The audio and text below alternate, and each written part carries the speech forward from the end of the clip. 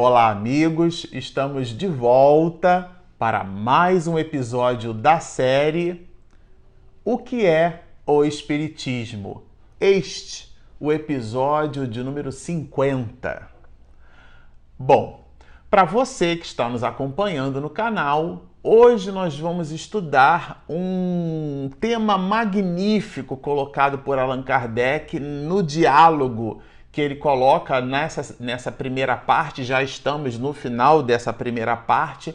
Ele vai chamar de elementos de convicção. Quando a gente observa que a leitura, quando a gente fez a leitura desse texto e separou os pontos que consideramos bem relevantes para a nossa reflexão, para o nosso estudo neste episódio, a gente, na verdade, vai esbarrar com uma opinião de Kardec, com uma mensagem, com uma informação do codificador a respeito de um assunto que é muito comentado por nós nas lides espíritas, no movimento espírita mais especificamente. Mas eu não vou falar ele agora, eu vou deixar para o final do episódio, porque é o próprio codificador quem fala, que corrobora muitas das colocações que muitos de nós espiritistas produzimos no movimento espírita. Mas aqui ele separa alguns elementos, alguns pontos, como se fossem bullet points, né? Pontos em destaque, que são esses os pontos que vão nos dar o que ele mesmo vai chamar de elementos de quê? De convicção. A convicção ela pode ser traduzida como sendo, se você for olhar no dicionário, uma opinião firme a respeito de algo ou de um convencimento feito por outrem através de informações que modifiquem a nossa forma de pensar, de ver e de sentir algo. Então, a convicção pode ser, em última análise, traduzida como uma opinião forte e que sai irredutível a respeito de alguma coisa. Essa é uma convicção. E ele aqui vai trabalhar esses elementos, que são os pontos que nos fazem, que nos produzem o convencimento a respeito da doutrina espírita. E esse visitante, ele vai estabelecer aqui uma pergunta no sentido justamente da contestação. Ele vai falar da contestação, não do aspecto filosófico, mas das manifestações que produzem esse raciocínio filosófico. Então ele vai dizer que muita gente contesta e não deveis achar extraordinário o desejo que vos manifestam de testemunhá-lo, porque ele vai falar que a doutrina espírita, então, através, como sendo a derivada dessas manifestações, a manifestação em si mesma poderia produzir alguma coisa em relação do questionamento, né? Já que ela produz nuances muito específicas, e essas nuances, a gente já estudou isso aqui, resvalam tanto pela parte do embuste, pela falsidade, como também pela interpretação dessas mesmas mensagens. Aliás, o próprio codificador vai nos dizer que depois da obsessão no espiritismo prático, a identidade dos espíritos é um dos grandes escolhos do espiritismo, isto é, saber se aquela mensagem vai dita realmente por aquele espírito que assina e que se diz ser aquele personagem que animou quando por sobre a face da terra. Isso significa dizer que a informação que vem pelo mundo espiritual através dos recursos medianímicos, sejam esses recursos pela psicografia, sejam esses recursos através da possibilidade que muitos médiuns têm de emprestar o seu instrumento fonador, a sua laringe, a sua voz, as suas possibilidades, e aí com elas o espírito manifesta-se e ele então fala pelas possibilidades do médium. Essa possibilidade é muito conhecida no movimento espírita como sendo a psicofonia. O Livro dos Médiuns trabalha isso como médium falante. Mas seja por uma coisa ou por outra, a forma como ela vai manifestada, Allan Kardec vai dizer aqui que ela é secundária. O que importa mesmo é o conteúdo que vai dito. E a respeito desses critérios como itens de convencimento, o próprio Allan Kardec vai nos dizer que ele vai... que um dos elementos de convicção, ele está na razão direta da própria condição, é a posição em que se coloca a criatura para observar um determinado fenômeno. E quando nós estávamos lendo, eu me recordei, assim, as mais das vezes, quando a gente está, por exemplo, assistindo algo. Essa semana mesmo, né, fizemos um treinamento no nosso ambiente profissional e era um treinamento em cima de uma técnica de desenvolvimento, de acompanhamento de desenvolvimento de software chamada Kanban. E num determinado instante era um jogo operacional entre duas equipes e uma das atividades que nós precisaríamos desenvolver era uma dobradura. E a pessoa, um rapaz até brincou, ele era de origem japonesa, ele estava ensinando a gente a fazer aquela dobradura e a dobradura ela estava dividida em algumas etapas. E muitos de nós precisaríamos prestar atenção em todas as etapas. E as equipes divididas por pessoas prestavam atenção em uma fração dessas etapas. Por uma coisa ou por outra, ficou ele sentado à mesa e todos nós à volta da mesa, numa espécie de U, né, formando um périplo ao redor da mesa, acompanhando, vendo. E era curioso perceber, e aí onde eu quero chegar, porque as pessoas mais altas possuíam privilégio em relação às mais baixas. E a gente foi criando um certo arranjo para que todo mundo, era um jogo em equipe, então todo mundo precisava prestar atenção para aquilatar a sua parte no processo. Ali estudava-se o processo no desenvolvimento de algo, enfim. Mas o ponto que eu quero abordar aqui é que a visão, a forma, a posição onde a gente fica facilita a observação. Óbvio, trata-se aqui de uma metáfora, mas o que Allan Kardec quer dizer com esta posição é que devemos nos despir daquele pré-conceito, isto é, a necessidade de conceituar previamente alguma coisa. Quando estávamos na escola, eu sou da década de 70, nós aprendemos no colégio que a matéria se apresenta em 3 estados, o líquido, o sólido e o gasoso. E hoje a gente sabe que a matéria se apresenta em muitos outros estados, né? O plasma, por exemplo, presente nas estrelas, e depois um composto muito conhecido como composto de Bose-Einstein, porque foi a participação desse cientista indiano com, igualmente, a participação do próprio Albert Einstein no processo. Então vocês observem que a gente precisa, para avançar na nossa linha de raciocínio, nos despir daquilo que o próprio codificador vai chamar de pré-conceito. Preconceito é, então, a condição e a capacidade humana intrínseca à criatura humana a avaliar algo em cima dos elementos que ela possui. O preconceito não é algo ruim, mas ele deve ser domado em nós. O conceituar previamente alguma coisa pode ser o ponto de partida para estabelecer a derivada primeira ou a derivada segunda dessa mesma coisa, mas com igualmente a noção e a percepção de que aqueles elementos prévios de aprendizado que nós possuímos não define essa mesma derivada primeira e essa mesma derivada segunda. Isto é, devemos abordar uma outra linha de raciocínio para depreendermos assertivamente aquilo que estamos observando. Então é essa a observação, é esse o ponto de Allan Kardec. Deveremos então, diz ele aqui, né? Ele diz assim: explico em que condições convém que cada um se coloque para melhor observá-los. Essa posição é uma posição mental. Essa condição é uma condição mental, é uma condição da criatura, né?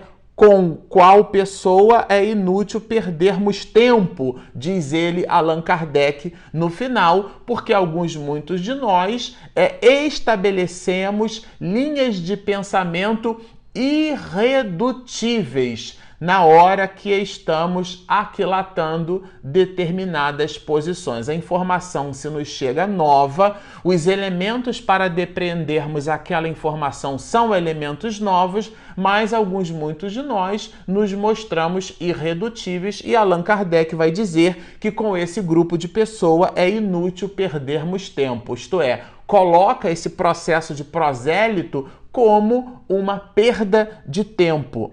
E vai dizer que a realidade do efeito implica a da causa que o produz. E isso significa colocar entre nós e lembrar um axioma que está muito carregado no DNA da doutrina espírita.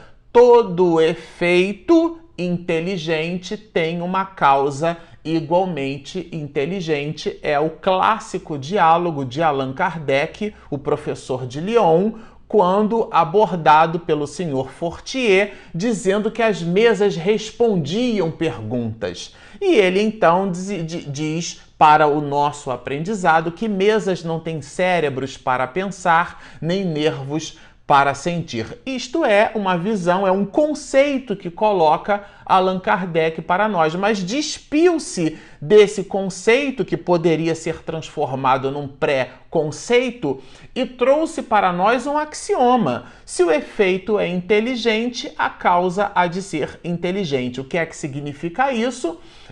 Se o que se produz é um efeito inteligente, a causa não vem da mesa.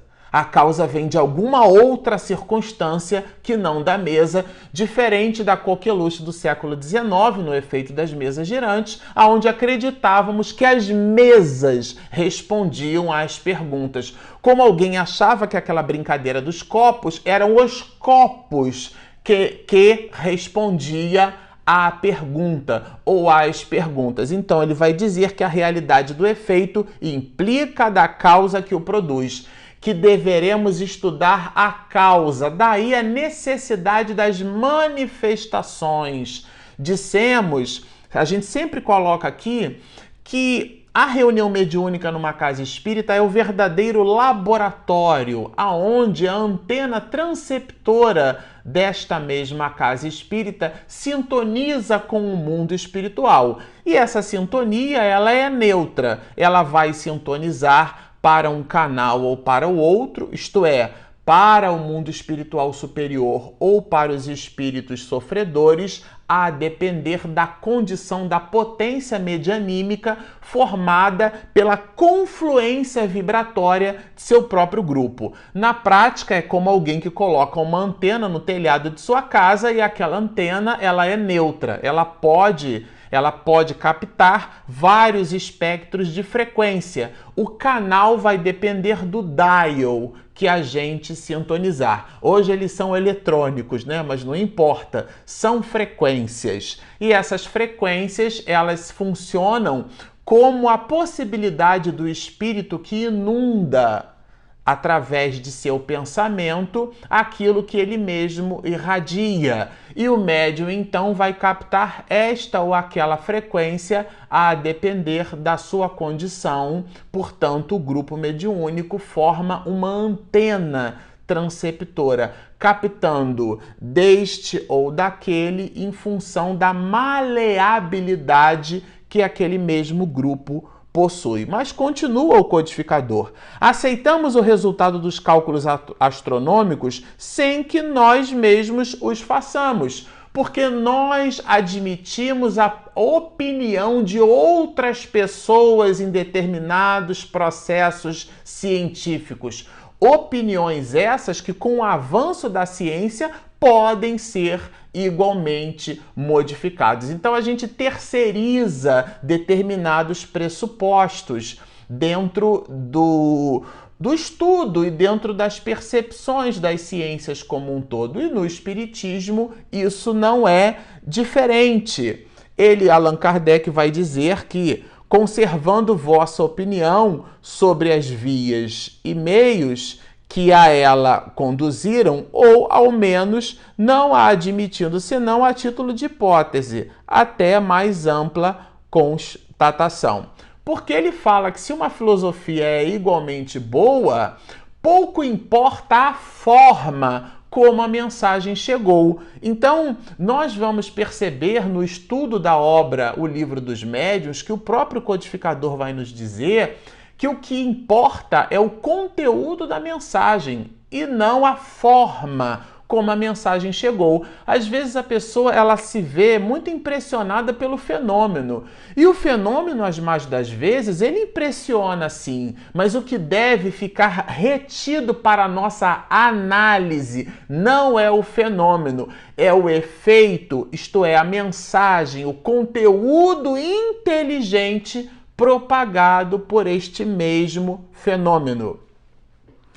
Por tudo isso, continua o codificador a nos dizer: os elementos de convicção não são os mesmos para todos. Olha que delícia isso! Isto é, o que impressiona positivamente uma pessoa não é o que impressiona positivamente outra. Vai ele nos dizer que algumas pessoas participam de reuniões mediúnicas, reuniões medianímicas, reuniões de contato com o mundo espiritual, onde efeitos físicos, efeitos medianímicos nesses mesmos contatos são produzidos de forma que poderiam ser ditos por nós como extraordinário. De verdade, todos eles são ordinários porque são fenômenos da natureza, né? Não são sobrenaturais, são naturais, mas são percebidos por nós, por serem inabituais, como sendo extraordinário. E algumas pessoas produzem o seu poder de convencimento por estarem ali ligadas àquilo que elas mesmas vão classificar como extraordinário. Outras, coloca Allan Kardec, não. Estarão convencidas pura e simplesmente pelo conteúdo, pela mensagem, pelo raciocínio lógico, pelo teor filosófico que a doutrina espírita nos traz como elemento de convicção. Então, aqui, já fazendo jus ao tema, um dos elementos de convicção pode ser classificado como a própria manifestação medianímica. E o outro, mais importante do que o primeiro, dito pelo próprio codificador, inclusive, é a mensagem que nos chega através desses próprios fenômenos. E continua o codificador: quando se vê um fato que não se compreende, quanto mais extraordinário ele é, mais suspeitas despertas. Porque a criatura, ela, no lugar de se ver convencida, é o contrário, ela desconfia do processo.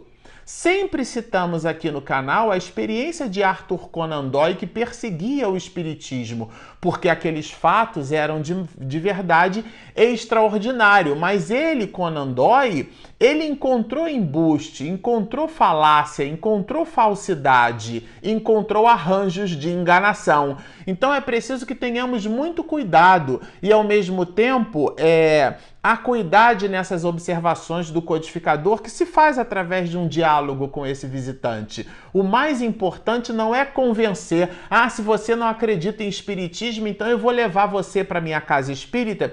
Você vai participar de uma reunião mediúnica e você vai perceber que os espíritos falam coisas a nosso respeito sem que nós a tenhamos dito para ninguém. A pessoa vai participar da reunião mediúnica, neste exemplo, e sairá de lá igualmente desconfiada. Porque o que importa mesmo é o raciocínio lógico como poder de convicção, como elemento de convicção, vai nos colocar o codificador. Então vocês observam que delícia que é esse material, né? Esse material que realmente deve ser por nós estudado. E ele, o codificador, vai nos dizer: longe estão de ser completas, mas sumárias, as observações que ele mesmo, Allan Kardec, coloca de maneira sintética, de maneira resumida nesse trecho de diálogo, até porque Todas essas observações contidas aqui em menos de 4 páginas estão descritas de maneira bem consistente nas 4 partes que compõem, ou melhor, nos 4 capítulos que compõem a primeira parte do Livro dos Médiuns, onde o próprio codificador vai chamar simplesmente de noções preliminares. E continua o mestre de Lyon, né? Ele vai falar da necessidade que precisamos ter de evocar o nosso raciocínio. E diz-nos assim Allan Kardec: há 2 coisas no Espiritismo, olha que didático, a parte experimental das manifestações e a doutrina espírita. Então, uma é o valor filosófico que a doutrina espírita nos dá e a outra os mecanismos de intercâmbio com esta mesma doutrina espírita. Então, ele fala aqui do estudo necessário para compor essa parte filosófica da doutrina espírita. Vocês percebam como Allan Kardec faz uma divisão didática. Uma coisa são as manifestações, a outra é a doutrina espírita, que é todo esse conjunto filosófico, científico e religioso que deriva das observações feitas nessas mesmas manifestações. Mas não nos prendamos à manifestação. Esse é o recado de Allan Kardec. O Espiritismo veio coordená-las, diz ele, dar-lhe corpo. E aqui, para nós encerrarmos este episódio, uma magnífica explicação de Allan Kardec que nós colocamos no início deste mesmo episódio, né? Agora vejo quanto é vasto o campo aberto pelo vosso sistema, vai dizer este visitante a Allan Kardec, como fazendo uma espécie de reverência ao codificador. E ele toma essas palavras e diz assim: nisto vos contesto. E dá aqui para nós uma verdadeira aula de humildade. Ele vai dizer que esse sistema não me pertence. Ele, o sistema, né, foi totalmente deduzido do ensino dos espíritos. Ele, então, não traz para si as honras e o mérito daquilo que esse visitante vai chamar de sistema, como compondo a doutrina espírita. E aprofunda mais. Diz que a organização do processo, como ele coloca aqui, esta é a parte que me cabe a ele, Allan Kardec, né? E vai concluir para nós num verdadeiro ensino como um mestre, como um professor de sua época, como é até hoje. Ele vai dizer que alguns sistemas filosóficos, e cita muitos aqui, pertencem a esses mesmos filósofos, mas a doutrina espírita não pertence a Allan Kardec. Eu não tenho mérito da invenção de um só princípio.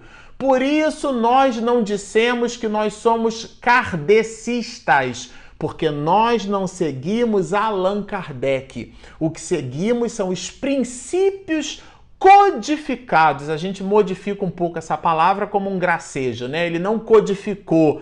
É uma brincadeira. Ele decodificou, isto é, uma mensagem que estava obliterada, que estava difusa, que estava obfuscada, ele então decodificou esta mesma mensagem. Vai nos dizer assim: disse a filosofia de Platão, de Descartes, e aí cita aqui: nunca se poderá dizer a doutrina de Allan Kardec. Aqui está bem claro na obra o que é o Espiritismo, dito pelo próprio codificador. Por isso, nós, doutrinariamente falando, nós não dissemos que somos kardecistas, repito, porque não trata-se de uma doutrina de Allan Kardec. É óbvio, quando a gente diz que a mensagem veio dos espíritos, um dos espíritos pelo qual a mensagem surge é pelo próprio codificador, é óbvio, mas não é ele o autor, pura e simplesmente, de toda a mensagem. Ele foi esse espírito que, de forma hercúlea,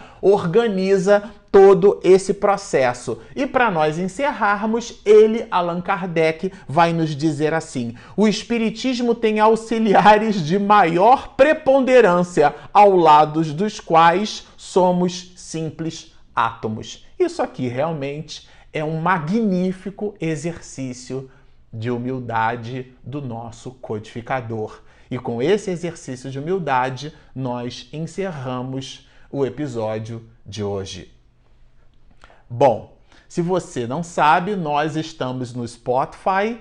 Todo o material consegue ser estudado por você em áudio lá no Spotify, você consegue nos encontrar.